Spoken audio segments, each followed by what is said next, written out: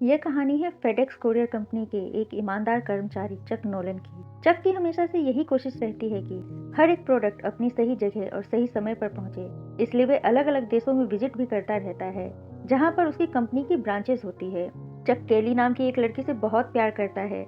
ये दोनों एक दूसरे से शादी करना चाहते हैं, लेकिन चक अपने काम में बहुत बिजी रहता है। वह अक्सर देश विदेश की ट्रिप पर रहता है, इसलिए अभी तक इन दोनों ने शादी नहीं की है। अब क्रिसमस आने वाला है, लेकिन चक को अपनी कंपनी के काम से मलेशिया जाना है। इस बात से केली बहुत अपसेट हो जाती है, लेकिन चक उससे वादा करता है कि वे क्रिसमस ईद तक जरूर वापस आ जाएगा। जाते हुए चक केली को क्रिसमस का गिफ्ट देता है। बदले में केली भी गिफ्ट के रूप में चक को एक घड़ी देती है जिसमें केली की फोटो लगी होती है। इसके बाद चक मलेशिया के लिए रवाना हो जाता है। जब उसका प्लेन प्रशांत महासागर के ऊपर से उड़ रहा होता है, तभी मौसम खराब हो जाता है, जिससे उनका प्लेन क्रैश हो जाता है और पैसिफिक ओशन में गिर जाता है। ये फेडेक्स कंपनी का एक प्राइवेट जेट होता है जिसमें केवल कंपनी के लोग होते हैं, बाकी इसमें फेडेक्स कंपनी के कोरियर का सामान होता है। इस हादसे में केवल चक ही बच पाता है, जो कि लकीली एक राफ्ट पर चढ़ जाता है। समुद्र की लहरें उसे बहाकर अपने साथ ले जाती है। जब सुबह उसकी आंख खुलती है तो वह अपने आप को एक आइलैंड के किनारे पर पाता है। वह उस आइलैंड के चारों तरफ देखता है, लेकिन उसे दूर दूर तक वहाँ पर कोई भी नजर नहीं आता। वह जोर जोर से आवाज भी लगाता है, लेकिन उसकी आवाज सुनने वाला वहाँ पर कोई नहीं होता। फिर वह बीच की रेत पर हेल्प लिख देता है ताकि वहाँ से उड़ने वाले शायद किसी प्लेन की नजर उस पर पड़ जाए। इसके बाद रात हो जाती है और वो सो जाता है। जब सुबह वो जागता है तो देखता है कि पानी की लहरों की वजह से उसके द्वारा लिखा गया हेल्प मिट जाता है। इसके बाद वो लकड़ी के बड़े बड़े टुकड़ों से हेल्प लिखता है, क्योंकि उसे लगता है कि जब कंपनी को प्लेन क्रैश के बारे में पता चलेगा तो वे लोग सर्च ऑपरेशन पर जरूर आएंगे। अब आइलैंड पर चक के साथ बहकर फेडेक्स कंपनी के कई पार्सल भी आ जाते हैं। चक उन सभी पार्सलों को एक एक करके खोलता है, इस उम्मीद में कि शायद उनमें से किसी में खाने पीने का सामान या कोई काम की चीज मिल जाए। लेकिन जब वह उन्हें खोलकर देखता है तो उनमें से किसी में भी खाने पीने का सामान नहीं होता है। हालांकि वह एक पैकेट को बिना खोले ही अलग रख लेता है। वह उसे जानबूझकर नहीं खोलता। वह उस पैकेट को इसलिए संभाल कर रखता है क्योंकि उसके मन में यह भावना होती है कि अगर वह कभी इस आइलैंड से जिंदा वापस लौटा तो वो इस पैकेट को उसके असली मालिक तक जरूर पहुंचाएगा। उसके लिए वह पैकेट केवल एक पार्सल नहीं बल्कि उम्मीद और जिम्मेदारी का प्रतीक बन जाता है। वही पैकेट उसे हर दिन यह याद दिलाता है कि उसे जिंदा रहना है और एक दिन यहाँ से निकलकर वापस अपनी दुनिया में लौटना है। जब चेक पैकेट को चेक कर रहा होता है तो उसे कुछ अजीब सी आवाज सुनाई देती है, लेकिन जब वो चारों तरफ देखता है तो उसे कोई नजर नहीं आता। तभी उसके सामने एक नारियल गिरता है और वो समझ जाता है कि ये नारियल गिरने की आवाज थी। अब उसे प्यास लगती है, लेकिन वह समुद्र का खारा पानी नहीं पी सकता। अब उसके पास एक ही रास्ता है कि वे नारियल का पानी पिए, लेकिन नारियल को तोड़कर उसका कवर निकालना इतना आसान नहीं होता। काफी मशक्कत के बाद चक नारियल में छेद करके उसका पानी पीना सीख जाता है। अब उसे यहाँ फंसे 2-3 दिन हो चुके हैं और अब उसे बहुत भूख भी लग रही होती है, लेकिन उसके पास खाने के लिए कुछ भी नहीं होता। तो वह समुद्र में मछली ढूंढने के लिए निकल पड़ता है, लेकिन उसके पैरों में जूते नहीं होते, जिससे समुद्र के अंदर के पत्थरों से उसके पैरों में चोट लग जाती है और उसका बहुत सारा खून भी बहता है। इसके बाद चक अपनी पैंट को फाड़कर जूते जैसा बना लेता है और बाकी हिस्से से अपने पैरों को बांध लेता है, क्योंकि उसे एक चोटी पर चढ़ना है जहां से वो चारों तरफ का जायजा लेना चाहता था और ये पता लगाना चाहता था कि आखिर वे कहाँ पर है। जब वो चोटी पर पहुंचता है तो उसे समुद्र में कुछ दिखाई देता है। वे जल्दी जल्दी नीचे आता है और जब वे उस जगह पर जाता है तो देखता है कि ये उसके प्लेन के पायलट की डेड बॉडी है, जो बहकर किनारे पर आ गई थी। चक पायलट की डेड बॉडी को दफन करता है, लेकिन इससे पहले उसके जूते और टॉर्च को निकाल लेता है। अब चक को आइलैंड पर काफी दिन हो चुके हैं। वो धीरे धीरे आइलैंड पर सरवाइव करना सीख रहा है। वो पत्तों पर जमी ओस को पानी के काम में लेने लगता है। इसके साथ ही वो लकड़ी से मछली मारना भी सीख रहा है।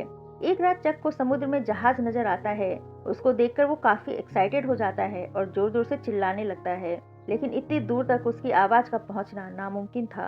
वह टॉर्च जलाकर उन्हें इशारा करने की कोशिश भी करता है, लेकिन इतनी दूर से इतनी छोटी सी टॉर्च को देख पाना बहुत मुश्किल था। अगली सुबह चक डिसाइड करता है कि वे जिस रास्ते से यहाँ आया था उसी रास्ते से यहाँ निकलेगा, क्योंकि वो समझ चुका था यहाँ उसे बचाने अब कोई नहीं आने वाला। अब वह वहाँ से निकलने की कोशिश करता है, लेकिन बड़ी बड़ी लहरें उसे वापस पीछे की तरफ धकेल देती है। इसी दौरान उसके पैर में भी काफी चोट लग जाती है और उसका बहुत सारा खून निकलने लगता है। चक वापस किनारे पर आ जाता है। एक रात वहाँ बारिश होती है तो वे गुफा में चला जाता है। जहाँ टॉर्च जलाकर वो सो जाता है। जब सुबह वो जागता है तो देखता है कि टॉर्च की बैटरी खत्म हो चुकी है और अब उसके पास रोशनी के लिए कुछ भी नहीं है। उसे ये भी नहीं पता था कि आग कैसे जलाते हैं। फिर एक दिन वे दोबारा उन बचे हुए फेडेक्स के बॉक्सेस के पास जाता है जो अभी तक पूरी तरह इस्तेमाल नहीं हुए थे। वे एक एक बॉक्स को फिर से ध्यान से चेक करता है ताकि कोई काम की चीज मिल सके।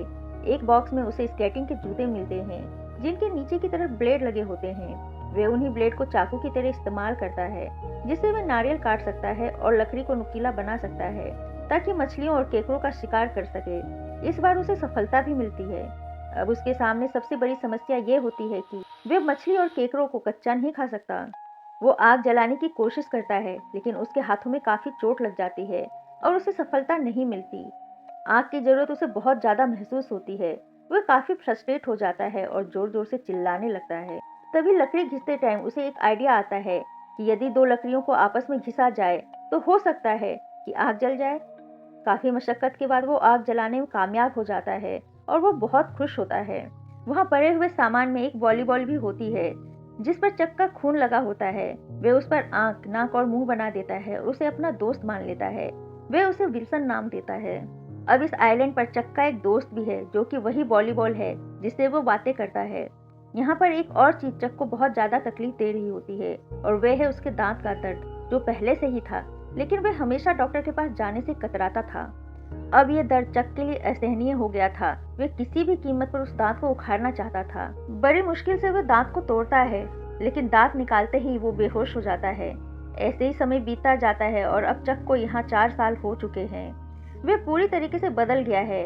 वह बहुत दुबला पतला हो गया है, साथ ही उसकी दाढ़ी और बाल भी बहुत बड़े हो गए हैं। आइलैंड के वातावरण में वो पूरी तरीके से घुल मिल चुका है। साथ ही विल्सन से उसकी दोस्ती और भी गहरी हो गई है। वह एक आदिवासी की तरह लगने लगा है। अब चक इस आइलैंड पर जीना सीख चुका है। वह हर छोटी से छोटी बात विल्सन के साथ शेयर करता है। एक दिन वह मछली खा रहा होता है तभी उसे एक आवाज सुनाई देती है। वे देखता है कि एक मेटल की शीट किनारे पर बहकर आ गई है। उसे देखकर उसके दिमाग में एक आइडिया आता है। दरअसल यहाँ से बाहर निकलने में उसकी सबसे बड़ी समस्या समुद्र की लहरें थी जो उसे वापस किनारे पर धकेल देती थी। इसी वजह से 4 साल तक वो यहाँ से बाहर नहीं निकल पाया था। अब वह यहाँ से बाहर निकलने के काम में लग जाता है। वह नारियल के बड़े बड़े पेड़ों को काटता है और उनसे अपने लिए एक मजबूत राफ्ट तैयार करता है। वह ये डिसाइड करता है कि जब हवा का रुख बदलेगा तब वो यहाँ से निकलेगा। कुछ समय बाद हवा का रुख बदलता है और वह अपने दोस्त विल्सन के साथ यहाँ से निकल पड़ता है। रास्ते में उसकी बड़ी बड़ी लहरों से सामना होता है जो उसे वापस किनारे पर धकेलने की कोशिश करती है, लेकिन वह उन्हें पार कर जाता है और बहुत खुश होता है।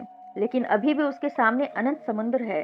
उसे नहीं पता कि कब किनारा मिलेगा या कब कोई जहाज मिलेगा, लेकिन वह आइलैंड को छोड़कर अब यहाँ से निकल चुका है और बहुत खुश है। पिछले 4 साल से वह उसी आइलैंड पर फंसा हुआ था और अब वह उस आइलैंड को छोड़ चुका था। उसे बड़ी उम्मीद थी कि शायद वह घर पहुंच जाएगा, लेकिन समुद्र का रास्ता इतना आसान भी नहीं था। समुद्र के अंदर उसे तूफान, बारिश, भूख और प्यास आदि का सामना करना पड़ता है। खाने के लिए वह मछलियां पकड़ लेता है और पीने के लिए बारिश के पानी को इकट्ठा करता है। ऐसे ही वो समुद्र का सफर तय कर रहा होता है, तभी एक बहुत ही बुरी घटना घटती है। एक तूफान की वजह से चक का दोस्त विल्सन पानी में गिर जाता है। जब चक को पता चलता है तब तक विल्सन उससे काफी दूर जा चुका होता है, लेकिन फिर भी वो पानी में कूद जाता है और विल्सन को वापस लाने की कोशिश करता है। लेकिन इसमें वो कामयाब नहीं रहता और उसे वापस अपनी नाव पर आना पड़ता है क्योंकि विल्सन ही उसका एकमात्र दोस्त था जो पिछले 4 सालों से उस सुनसान आइलैंड पर उसके साथ था। विल्सन को खो देने के बाद वह बहुत ज्यादा टूट जाता है क्योंकि वह केवल एक वॉलीबॉल नहीं था बल्कि उसके लिए एक साथी बन चुका था। इसके कुछ दिन बाद एक मर्चेंट शिप वहां से निकलता है। जहाज के लोग उसे देख लेते हैं और उसे बचा लेते हैं। अब चक अपनी जगह पर वापस लौट चुका है, लेकिन वह देखता है कि यहाँ पर सब कुछ बदल चुका है। उसे पता चलता है कि उसके फैमिली मेंबर्स और रिलेटिव को लगा था कि वह मर चुका है और उन्होंने उसका अंतिम संस्कार भी कर दिया था। उसकी गर्लफ्रेंड कैली जो उससे बहुत प्यार करती थी और उसके बिना रह नहीं सकती थी, अब उसने शादी कर ली थी। उसकी अपनी एक फैमिली थी और एक बेटी भी थी। चक उससे मिलने जाता है। कैली चक को देखकर बहुत खुश हो जाती है और उसे गले से लगा लेती है, लेकिन अब उसकी एक फैमिली थी जिसे वे छोड़ नहीं सकती थी। इसलिए वे दोनों डिसाइड करते हैं कि अब उनके रास्ते अलग अलग ही ठीक है। चक कैली को वह घड़ी वापस कर देता है जो कैली ने ही उसे जाते वक्त दी थी, क्योंकि वह उसकी खानदानी घड़ी थी। चक कहता है कि परिवार की धरोहर परिवार के पास ही रहनी चाहिए, लेकिन वह कैली की फोटो अपने पास रख लेता है। जाने से पहले कैली चक को किस कर देती है क्योंकि वह उससे अब भी बहुत प्यार करती है। वह उसके साथ नहीं जा सकती क्योंकि वह अपने परिवार को नहीं छोड़ सकती और चक भी नहीं चाहता कि वह उसके लिए अपने परिवार को छोड़े। कैली के पास आज भी चक की एक कार होती है जिससे चक की बहुत सारी यादें जुड़ी होती है। वह कार चक को वापस कर देती है। चक वहाँ से उसी कार में बैठकर निकल जाता है। कैली वहाँ खड़ी रहकर उसे जाते हुए देखती है। उसके चले जाने का उसे बहुत दुख होता है। वह चक का जाना सहन नहीं कर पाती और जोर से उसका नाम पुकारते हुए गाड़ी के पीछे दौड़ती है। चक भी गाड़ी रोककर उसे गले से लगा लेता है। कैली चक से कहती है कि मुझे पता था कि तुम जिंदा हो। मेरा मन कभी नहीं मानता था कि तुम मर चुके हो, लेकिन आसपास के लोगों ने कहा कि तुम मर चुके हो। मैं आज भी तुमसे बहुत प्यार करती हूँ। चक उसे बोलता है कि मैं भी तुमसे बहुत प्यार करता हूँ। इसके साथ ही दोनों एक दूसरे को फिर से किस करते हैं। फिर दोनों गाड़ी में बैठ जाते हैं। उन्हें देखकर ऐसा लगता है जैसे दोनों कहीं दूर निकल जाना चाहते हो, लेकिन चक उससे कहता है कि तुम अपने घर वापस जाओ और अपने घर को संभालो। वह उसे उसके घर पर ड्रॉप करता है। इसके बाद दिखाया जाता है कि चक अपने एक दोस्त के साथ बैठा हुआ है। वह बहुत ज्यादा दुखी है। चक अपने दोस्त को बताता है कि शायद मैं उस आइलैंड पर मर जाता या शायद आत्महत्या कर लेता, लेकिन मैं कैली के लिए जिंदा रहा। मुझे कैली के लिए वापस आना था और इसलिए बस मैं केवल सांसें ले रहा था। मुझे हर हाल में अपने आप को जिंदा रखना था और आज जब मैं यहाँ वापस लौट आया हूँ तो मैंने कैली को खो दिया है। वो बहुत ज्यादा इमोशनल हो जाता है, लेकिन जिंदगी अपनी रफ्तार से आगे बढ़ती रहती है। अंत में ये दिखाया जाता है कि चक के पास आज भी एक पार्सल है। दरअसल आइलैंड पर उसके पास एक आखिरी पैकेज था जिसे उसने खोला नहीं था। उसके अंदर वह भावना थी कि अगर मैं यहाँ से वापस लौटा तो इस पार्सल को डिलीवर करूंगा, क्योंकि वह अपने काम के प्रति बहुत ज्यादा जिम्मेदार था। वह इस पैकेज को डिलीवर करने जाता है, लेकिन घर पर कोई नहीं होता। वह पार्सल को दरवाजे पर रख देता है और उस पर एक नोट लिखता है, this package saved my life, thank you, Chuck Noland, और वहाँ से चला जाता है। इसके बाद दिखाया जाता है कि चौराहे पर वह खड़ा हुआ है, मैप देख रहा है और कंफ्यूज है कि उसे कहाँ जाना चाहिए। तभी एक लड़की वहाँ आती है और कहती है, लगता है कि तुम खो गए हो। चक कहता है, हाँ मुझे भी ऐसा ही लगता है। वह लड़की उससे पूछती है, तुम कहाँ जा रहे हो? चक कहता है, मैं भी बस यही सोच रहा हूँ कि मुझे कहाँ जाना चाहिए। इसके बाद वह लड़की उसे चारों तरफ जाने वाली सड़कों के बारे में बताती है कि कौन सी सड़क कहाँ जाती है, और इसी के साथ वे वहाँ से निकल जाती है। उसकी गाड़ी के पीछे वही विंग्स बने होते हैं जो उस पैकेज पर बने हुए थे। चक उसकी कार को जाते हुए देखता है और मुस्कुराता है। दरअसल ये वही लड़की होती है जिसके घर में चक अभी पार्सल डिलीवर करके आया है। मूवी के शुरुआत में भी इसी घर को दिखाया जाता है जिसके एंट्रेंस पर लिखा होता है डिक एंड बेटीना, लेकिन 4 साल बाद जब चक वहां जाता है तो वहां डिक नहीं लिखा होता, केवल बेटीना लिखा होता है। इसका मतलब ये होता है कि बेटीना ने भी अपने पार्टनर को खो दिया है और वह भी चक की तरह अपनी जिंदगी में अकेली है। तो हो सकता है कि जिंदगी का आगे का सफर दोनों साथ में बिताएं। अब चक चारों रास्तों को देखता है। आखिर में वह उस रास्ते की ओर देखता है जिस तरफ वो लड़की गई थी। शायद उसे अपनी मंजिल मिल गई थी और इसी के साथ मूवी खत्म हो जाती है।